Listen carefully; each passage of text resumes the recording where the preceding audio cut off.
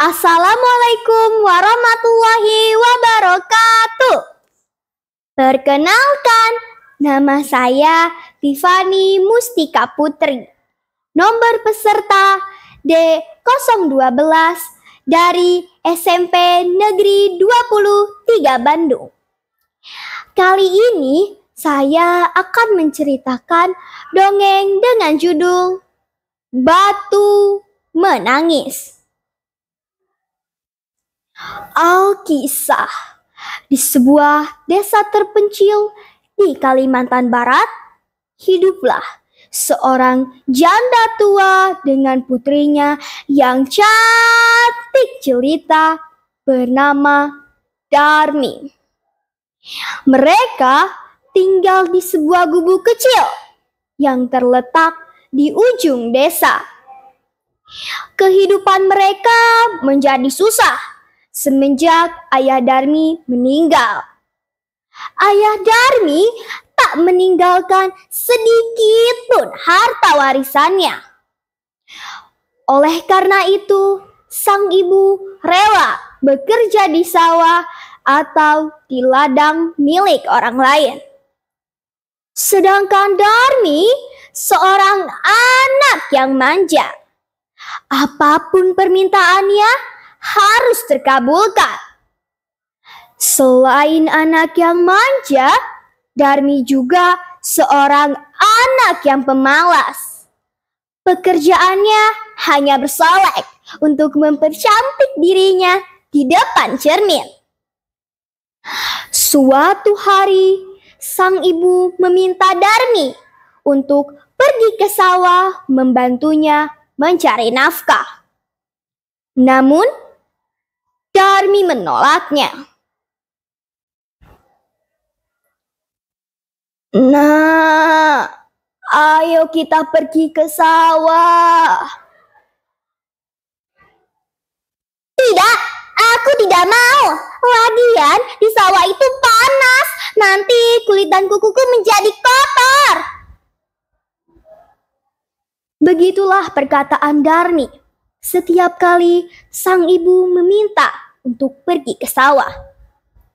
Sepulangnya sang ibu dari sawah dan membawa uang upah yang ia peroleh, Darmi langsung meminta uang upah tersebut.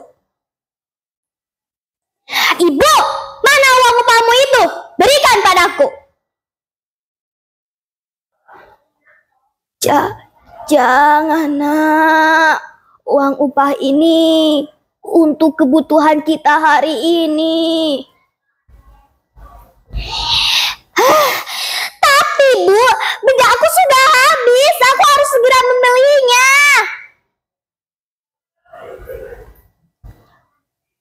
Kau memang anak yang tak tahu diri.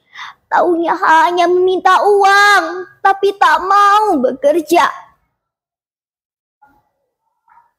Meski sang ibu marah, ia tetap memberikan uang upah tersebut kepada Darmi. Kejadian itu terus terulang hampir setiap hari.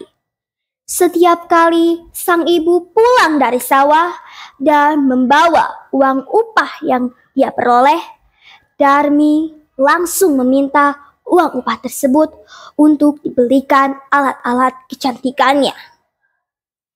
Suatu hari, Darmi menitipkan pesan kepada sang ibu untuk membelikannya alat-alat kecantikan di pasar.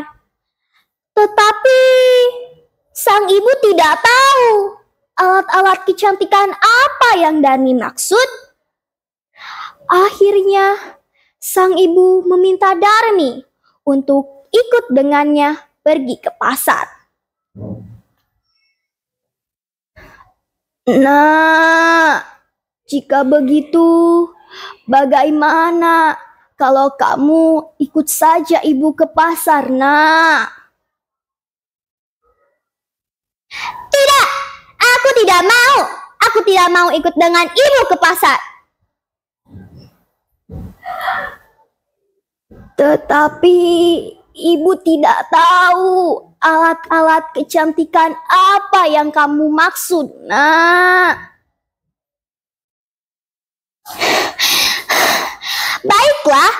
akan ikut dengan ibu ke pasar. Tetapi dengan satu syarat.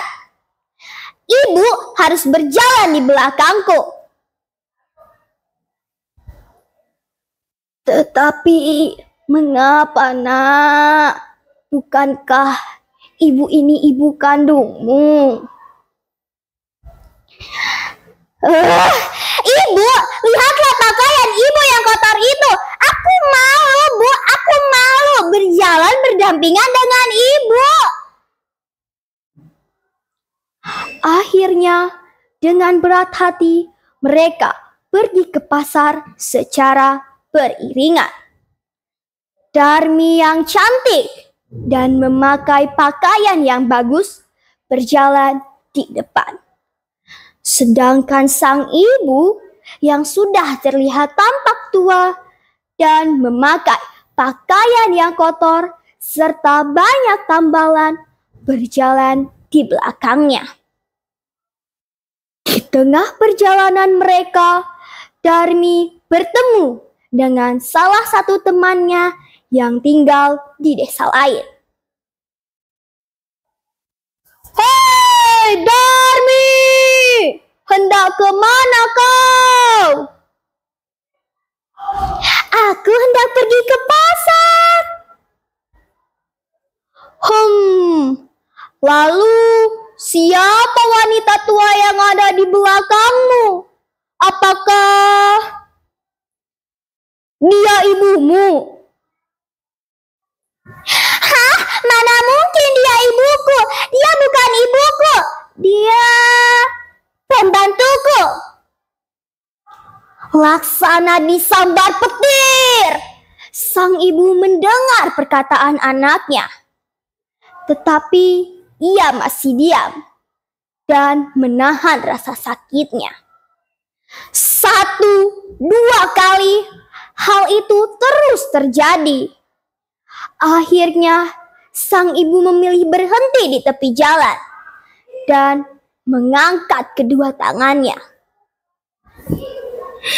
Ya Tuhan, ampunilah hamba-Mu yang lemah ini ya Tuhan. Hamba sudah tidak kuat menahan rasa sakit ini ya Tuhan. Berikanlah hukuman yang setimpal untuk putri hamba ya Tuhan. Tiba-tiba langit menjadi gelap. Suara petir menyambar sangat keras.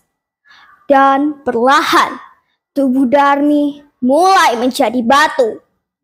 Darmi yang melihat hal itu menjadi panik dan menangis kepada sang ibu. Ibu, apa yang terjadi dengan tubuhku, Bu? Mengapa tubuhku berubah menjadi batu, Bu? Ibu, tolong aku, Bu. Ibu, maafkan aku. Aku berjanji, Bu. Aku berjanji tidak akan menjadi anak yang nakal lagi, Bu. Ibu, maafkan aku, Ibu. Ibu! Ibu!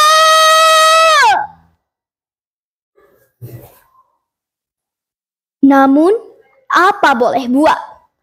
Nasi sudah menjadi bubur.